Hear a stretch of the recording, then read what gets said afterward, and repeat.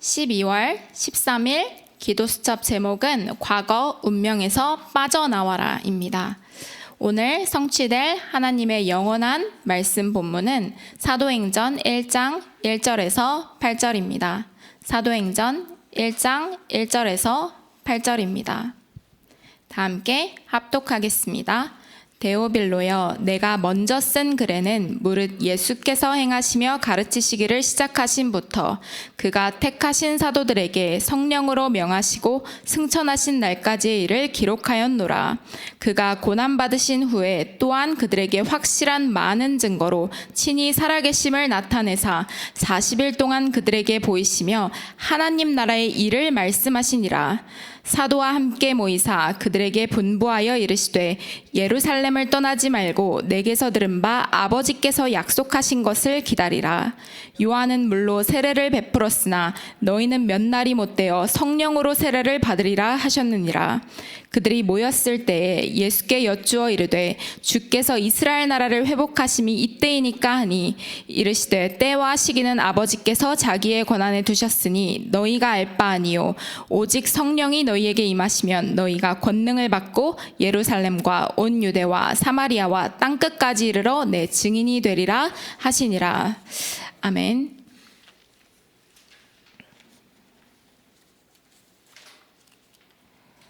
네, 사단은 지금도 24 하고 있는데요. 그렇지만 내가 지금 이 시간에 오직 예수 그리스도의 이름으로 과거 운명에서 빠져나와서 하나님의 미션을 붙잡는다면 반드시 나를 통해서 현장이 살아나고 시대가 살아나고 5천 종족을 살리는 응답의 문을 하나님께서는 여실 것입니다. 예수님께서는 말씀하셨습니다. 오직 성령이 너희에게 임하시면 너희가 권능을 받고 예루살렘과 온 유대와 사마리아와 땅끝까지 이르러 내 증인이 되리라 하시니라 말씀하셨습니다. 우리는 다른 조건이 필요가 없습니다. 오직 성령이면 충분합니다. 기도수첩입니다. 모든 사람이 과거 운명에서 빠져나와야 됩니다. 이것이 최고 중요한 시간표입니다. 하나님 자녀가 세계복음화하지 못하게 하는 가난과 질병, 무능에서 나와야 합니다. 네. 오늘 영적인 힘이 없으면 나는 반드시 과거의 나로 돌아가게 됩니다. 베드로전서 5장 8절에는 근신하라 깨어라 너희 대적 마귀가 우는 사자같이 두루다니며 삼킬 자를 찾나니. 예수님께서도 공생의 사역 때 제자들에게 말씀하셨습니다. 마가복음 13장 38절에 시험에 들지 않게 깨어 기도하라. 마음에는 원이로되 육신이 약하도다. 네, 사단이 지금도 살아서 우는 사자같이 삼킬 자를 찾고 있기 때문에 오직의 집중을 내가 회복하지 못하면 사단은 계속 나를 과거의 상처의 나로 몰고 갑니다. 그리스도를 만난 나는 더 이상 다른 것을 하지 않아도 됩니다.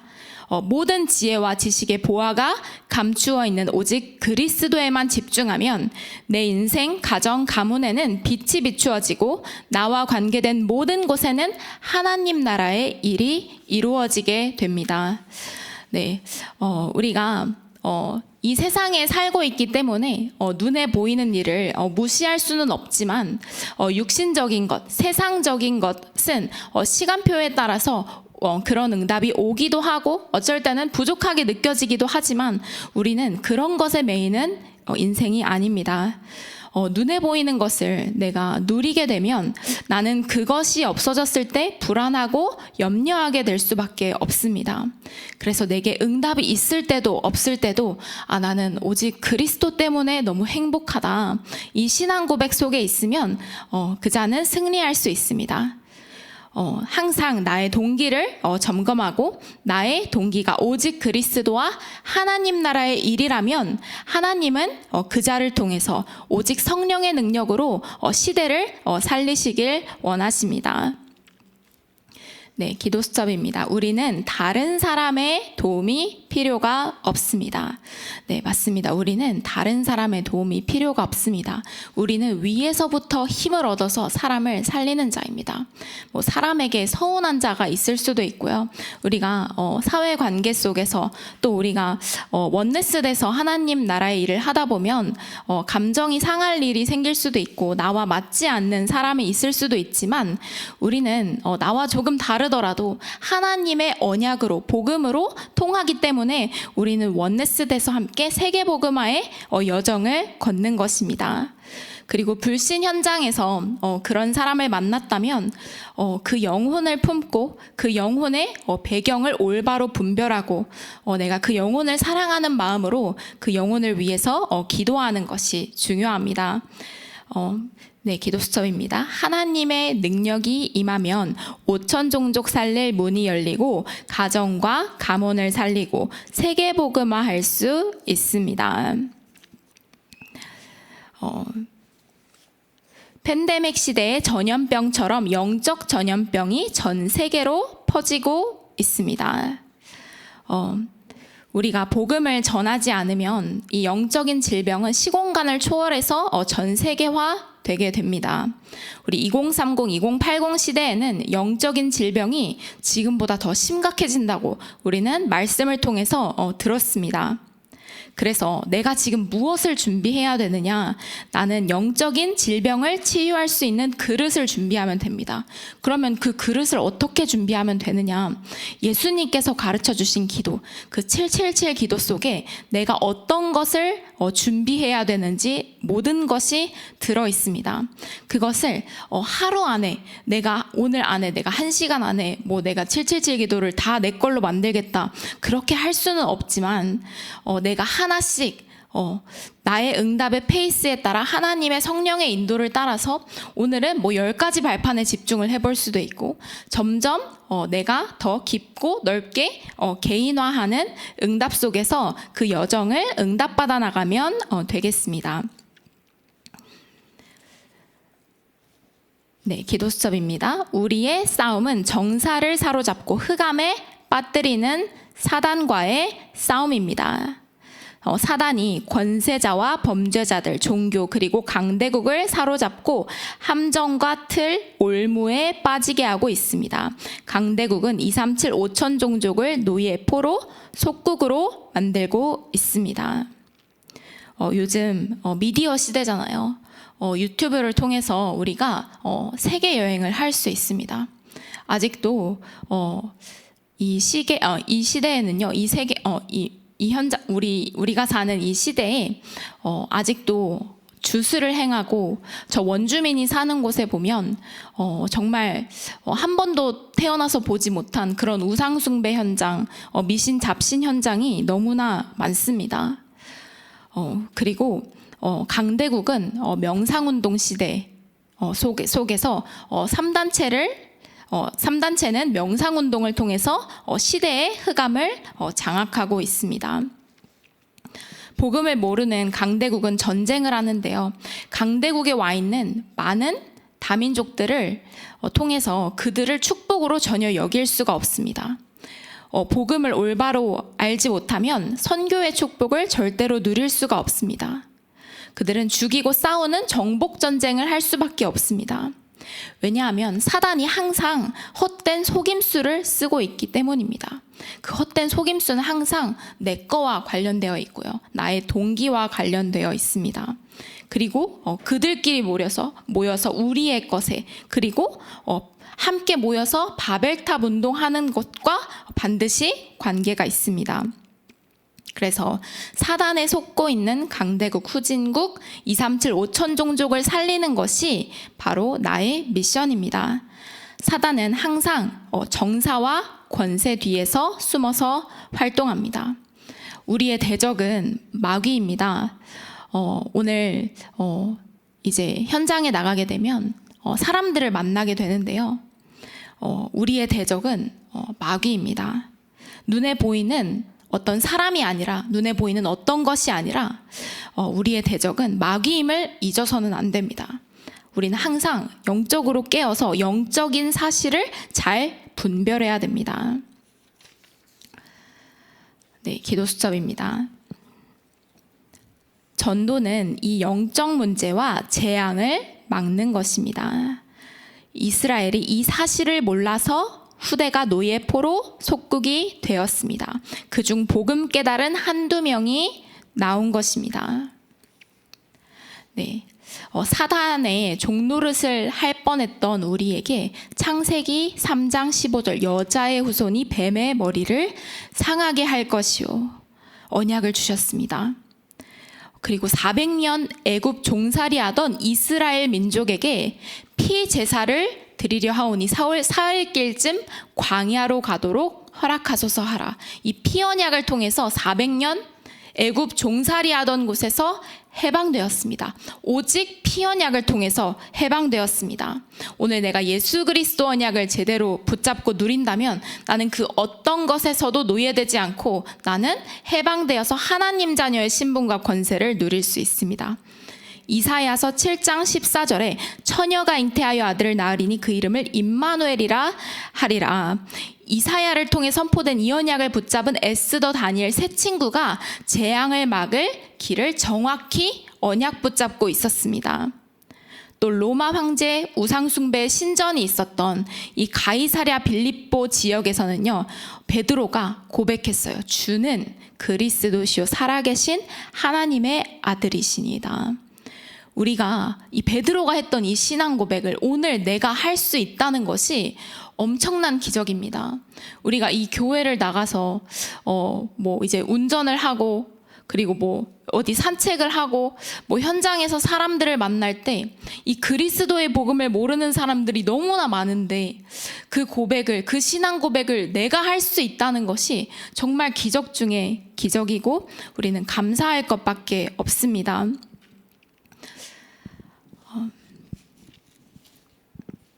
네, 그래서 이 과거 운명에서 빠져나와서 과거의 것에 매이지 않고 이 그리스도 언약을 붙잡고 하나님의 미션을 깨달았던 7 렘넌트가 바로 현장을 살리고 시대를 살린 것입니다. 첫 번째 이집트입니다. 요셉은 노예로 갔는데 왕을 변화시켰습니다. 모세를 통해서 열기적이 일어나고 홍해가 갈라졌습니다. 피제사를 깨달은 랍 한 명 때문에 가나안이 정복되었습니다. 과거 운명에서 빠져나와서 하나님의 미션을 제대로 깨달으면 나는 청소부가 되어도 괜찮고 어떤 일을 해도 괜찮습니다. 왜냐하면 그것은 나의 부업입니다.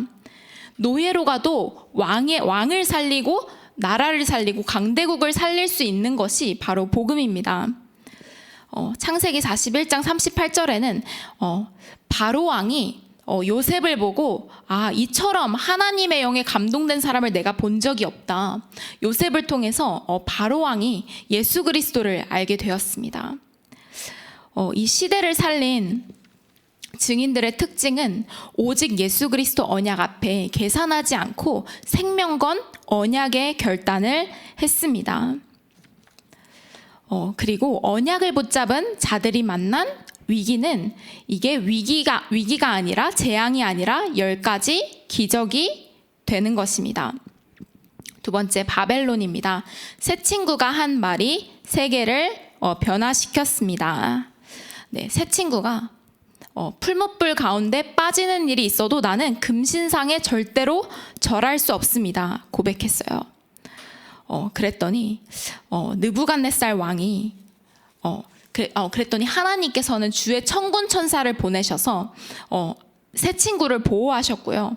느부갓네살 왕이 사드락과 메삭과 아벳느고의 하나님을 찬송할지로다. 다니엘서 3장 28절에 고백했습니다. 그리고 기도수첩의 다니엘은 죽게 되었을 때 흔들리지 않고 전에 하던 대로 기도했습니다.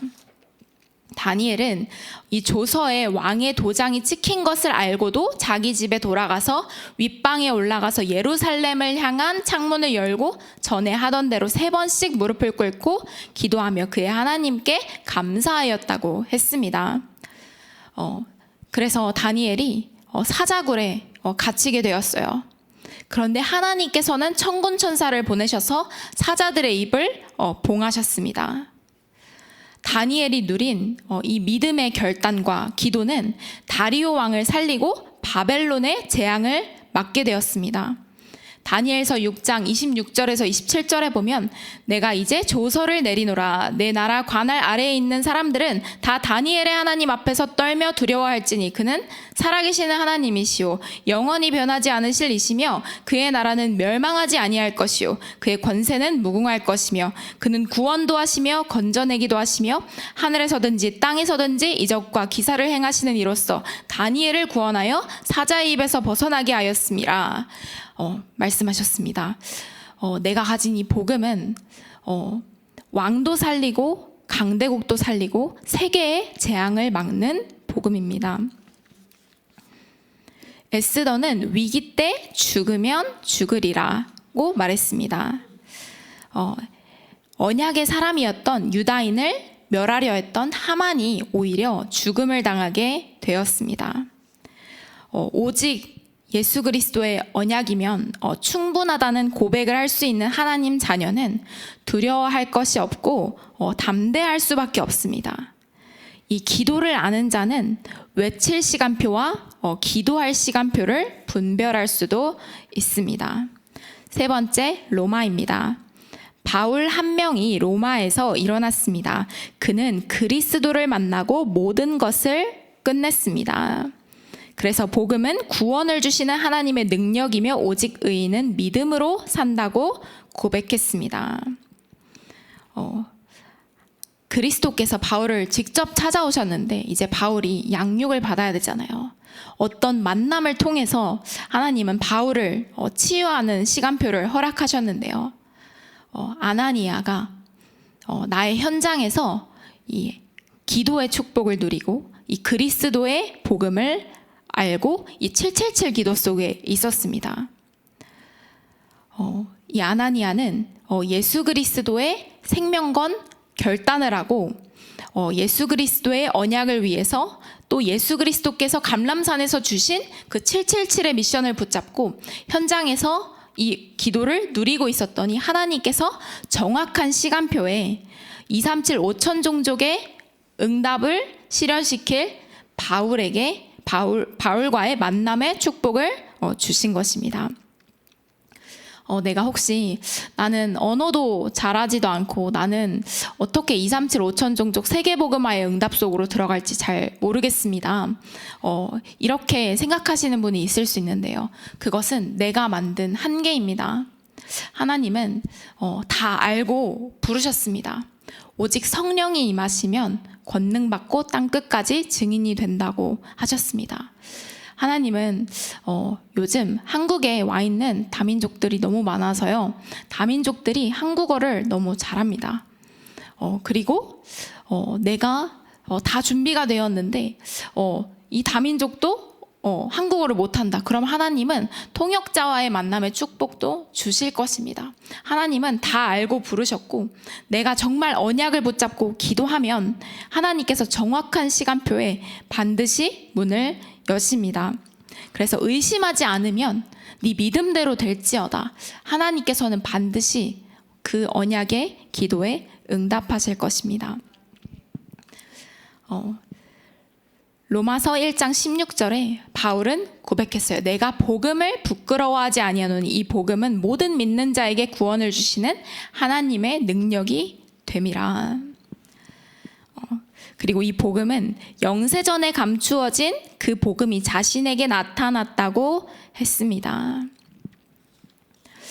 초대교회 마가다락방에서 역사했던 그 복음이 오늘 내게 역사하시고 또 예수님 공생애 때 베드로가 고백했던 그 신앙 고백을 오늘 내가 할 수 있는 것이 영세전에 감추어졌다가 오늘 나타내신 바 된 복음입니다. 그리고 나의 이 신앙 고백은 영원토록 세세무궁하도록 역사하실 것입니다.